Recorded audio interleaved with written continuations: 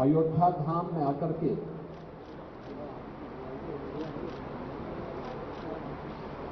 अयोध्या धाम के साथ ही उत्तर प्रदेश के विकास को लेकर के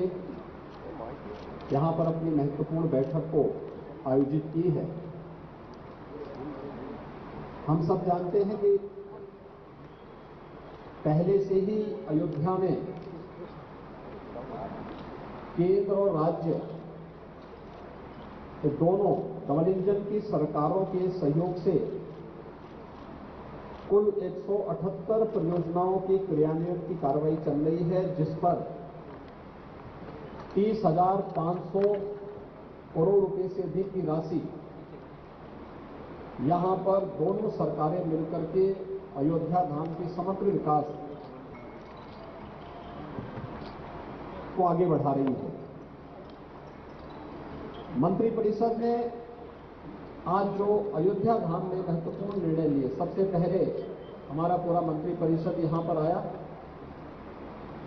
और आने के उपरांत आदरणीय प्रधानमंत्री जी को अयोध्या को सोलर सिटी के रूप में विकसित करने का भी एक तमन्ना है और इस पर तेजी के साथ कार्य भी प्रारंभ हुआ है। इलेक्ट्रिक व्हीकल से यहां से जाकर के हम लोगों ने सबसे पहले श्री हनुमानगढ़ी में दर्शन किए। हनुमानगढ़ी के दर्शन के उपरांत श्री राम जन्मभूमि दर्शन का सामूहिक रूप से सौभाग्य पूरे मंत्री कैबिनेट को प्राप्त हुआ। अयोध्या एक नए युग की ओर जा रही है। पूरी दुनिया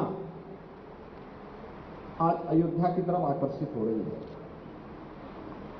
और इस दिशा से आज उत्तर प्रदेश कैबिनेट का राम जन्मभूमि में दर्शन करना, श्री रामलला के भव्य मंदिर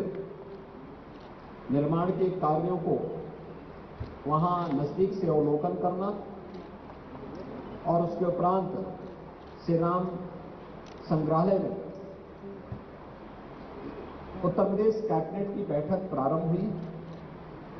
कैबिनेट में कुल 14 प्रस्ताव आए। इन 14 महत्वपूर्ण प्रस्तावों में जो प्रस्ताव थे, सबसे पहला प्रस्ताव था उत्तर प्रदेश के अंदर पहली बार इनलैंड वाटरवे अथॉरिटी का गठन, यानी उत्तर प्रदेश अंतर्देशीय राजमार्ग प्राधिकरण के गठन का एक प्रस्ताव है। हम सब जानते हैं कि उत्तर प्रदेश के बारे में ये कहा जाता था कि उत्तर प्रदेश एक लैंडलॉक्ड स्टेट है।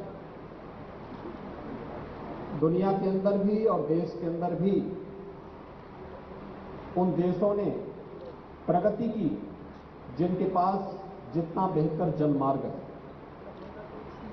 देश के अंदर भी वे राज्य आगे बढ़ गए थे क्योंकि उनके पास एक्सपोर्ट की सस्ती सुविधा थी, जिनके पास जलमार्ग था।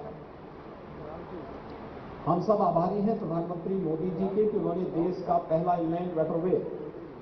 वाराणसी से हल्दिया के बीच में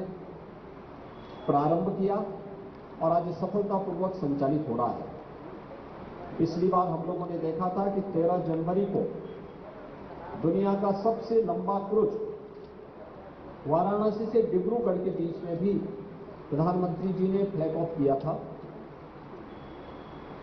inland waterway authority Uttar Pradesh में जल यातायात को बढ़ावा देने, इसके माध्यम से वाटर स्पोर्ट्स की एक्टिविटीज को भी तेजी के साथ आगे बढ़ाने, पर्यटन की सुविधाओं में बढ़ोतरी करने के साथ साथ उत्तर प्रदेश को एक्सपोर्ट के एक हब के रूप में, क्योंकि देश के अंदर सबसे अच्छी कृषि और सबसे अच्छा जल संसाधन उत्तर प्रदेश के पास है और अयोध्या इस देश से बहुत महत्वपूर्ण है, क्योंकि अयोध्या कहते हैं आज से 2000 वर्ष पहले अयोध्या की राजकुमारी जल मार्ग से साउथ कोरिया गई थी और कोरिया के राजकुमार से विवाह बंधन में जोड़ करके वहां के आज एक महत्वपूर्ण राज्य